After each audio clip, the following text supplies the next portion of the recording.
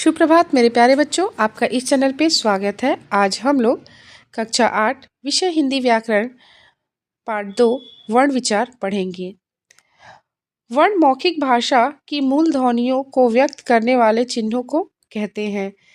रचना की दृष्टि से भाषा की सबसे छोटी इकाई वर्ण है। आइए उसकी परिभाषा जानते हैं। वह छोटी से छोटी ध्वनि या मुख से निकली आवाज जिनके और टुकड़े न किए जा सके उसे हम लोग वर्ण कहते हैं। जिस रूप में वर्ण को हम लिखते हैं उसे अक्षर कहते हैं, जैसे अ, आ, छोटी ई, बड़ी ई आदि।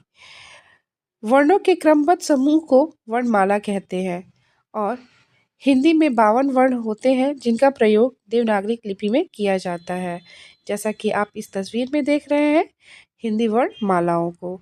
आइए जानते हैं वर्ण के कितने भेद होते हैं। उच्चारण और प्रयोग के आधार पर हिंदी वर्णमाला के 2 भाग होते हैं, स्वर और व्यंजन। स्वर जिन वर्णों का उच्चारण स्वतंत्र रूप से किया जाता है उन्हें स्वर कहते हैं। हिंदी वर्णमाला में स्वर अ, आ, छोटी ई, बड़ी ई, छोटा ऊ, बड़ा ऊ, री, ए, ओ, है। देवनागरी वर्णमाला में अंग और अह को स्वरों के साथ लिखा जाता है, पर ये वास्तव में अनुस्वार और विसर्ग व्यंजन है। स्वर उच्चारण के बाद ही इनका उच्चारण संभव होता है, जैसे संस्कार, इंगित इत्यादि। स्वर के भेद मुख्य रूप से स्वर के यहाँ पे तो 2 भेद ही दिए हैं, लेकिन होते 3 हैं। आइए जानते हैं। पहला है ह्रस्व स्वर। इन स्वरों के उच्चारण में कम समय लगता है, इसलिए इन्हें ह्रस्व स्वर कहते हैं और इनकी जो संख्या होती है वो 4 होती है। अ, छोटी ई, छोटा ऊ, री। दीर्घ स्वर।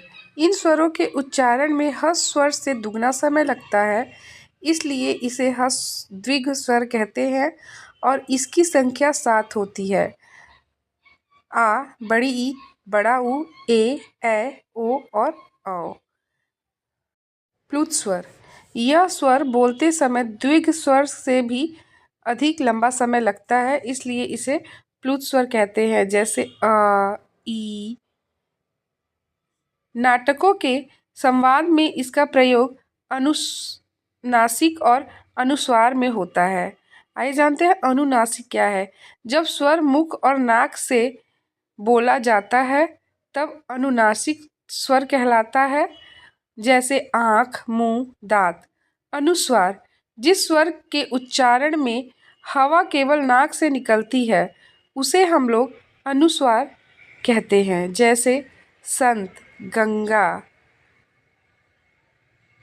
विसर्ग का उच्चारण हलंत ध्वनि के समान होता है। इसका चिन्ह हलंत के रूप में होता है, जैसे अतः आदि। स्वरों के मात्रा चिन्ह। स्वरों के मात्रा चिन्ह निश्चित है। इन चिन्हों का प्रयोग व्यंजनों के साथ किया जाता है। व्यंजन स्वर में आधे होते हैं।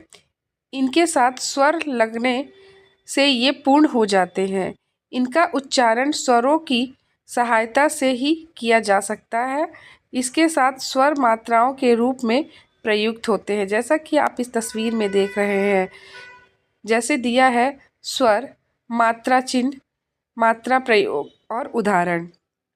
अ का कोई मात्रा चिन्ह नहीं होता है और यह व्यंजन में अ लग के पूरा व्यंजन को कंप्लीट करता है, जैसे कलम, सरल इत्यादि। दूसरा उदाहरण से समझते हैं।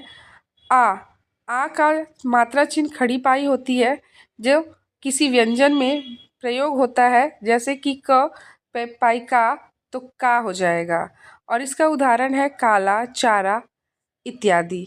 आइए जानते हैं व्यंजन। जिन वर्णों का उच्चारण स्वरों की सहायता के बिना नहीं किया जा सकता है उन्हें व्यंजन कहते हैं, या फिर आप कह सकते हैं जिन वर्णों का उच्चारण स्वरों की सहायता से की जाती है उसे व्यंजन कहते हैं। इनके उच्चारण में मुख की हवा, कंठ, जीभ, दांत, होठ आदि रुकावट के साथ बाहर आती है। व्यंजन के भेद। व्यंजन के मुख्य 3 भेद होते हैं, स्पर्श व्यंजन, अंतस्थ व्यंजन ऊष्म व्यंजन। आइए जानते हैं स्पर्श व्यंजन।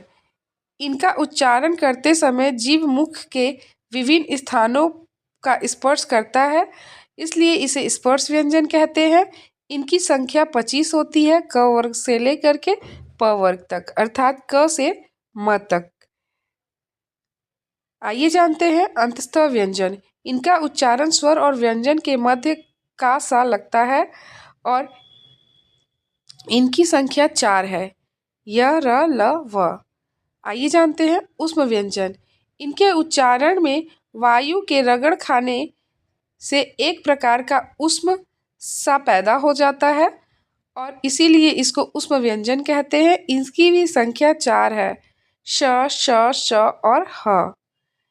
जब किसी व्यंजन में अ को की ध्वनि नहीं मिलती है तो उनके नीचे हलंत लगा दिया जाता है जैसे, और उसे आधा समझा जाता है। आइए जानते हैं संयुक्त व्यंजन किसे कहते हैं। जब किसी शब्द में दो या दो से अधिक व्यंजनों के बीच में कोई स्वर ध्वनि न हो तब ये आपस में जुड़कर उच्चारित होते हैं और लिखते समय इन्हें मिलाकर लिखा जाता है। जैसे रक्त, क आधा क और त, रक्त। सत्य, आधा त और य, सत्य। इस प्रकार स्वर रहित व्यंजनों के मेल को ही संयुक्त व्यंजन हम कहते हैं। आप कह सकते हैं दो या दो से अधिक वर्णों के मेल को हम संयुक्त व्यंजन कहते हैं। हिंदी में कुछ ऐसे भी संयुक्त व्यंजन हैं जो लिखाई में बिल्कुल नया रूप धारण कर लेते हैं। जैसे क धन स, छ, त धन र, त्र, ज धन इय, ज्ञ, श धन र, श्र। वर्णों का उच्चारण स्थान। आइए जानते हैं कि वर्णों को हम किस किस स्थान से उच्चारण करते हैं, तो कौन कौन सा स्थान स्पर्श करता है मुख का। वर्णों का उच्चारण वाक्य यंत्र की सहायता से होता है। मुख्य जिस भाग से जो वर्ण बोला जाता है वही भाग उस वर्ण का उच्चारण स्थान भी होता है। ध्वनियों अर्थात वर्णों के उच्चारण में निम्नलिखित अंग काम करते हैं। यहाँ पे जैसे है स्वर तंत्रिका, अलिजिह्वा, कोमल तालु, दांत, मुख विवर, कठोर तालु, ओष्ठ, मूर्ध, जिह्वा, श्वासन नली, नासिका विवर इत्यादि। जैसा कि इस तस्वीर में हम देख रहे हैं कि यहाँ पे उच्चारण स्थान, स्वर, व्यंजन, वर्ण का नाम। जैसे कंठ, हम स्वर का प्रयोग करते हैं अ और आ की, और व्यंजन वर्ग होता है क से अंग तक और ह, और इसका उच्च वर्ण का जो नाम है वो कंठ्य हो जाता है। तालु, तालु का वर्ण में स्वर है छोटी ई बड़ी ई, और व्यंजन में आता है इसका उच्चारण करने के लिए च से य तक और य और श, और इसका जो नाम होता है उसे हम लोग तालव्य कहते हैं। मूर्ध में ऋषि, स्वर जो है ऋषि, ट, ठ, ड, ढ, अड़, फिर र और श है, और इसके वर्ण का नाम है मूर्धन्य। वैसे ही आप इस तस्वीर में देख करके समझ सकते हैं कि उच्चारण स्थान क्या है किसी भी स्वर या व्यंजन का, और उसके वर्णों को हम क्या नाम से पुकारते हैं। ड और ढ का प्रयोग आदि में नहीं आते, लेकिन मध्य और अंत में इनका प्रयोग होता है। जैसे पकड़ना, पढ़ना, पकौड़ा, पीढ़ी, बड़ा, बढ़।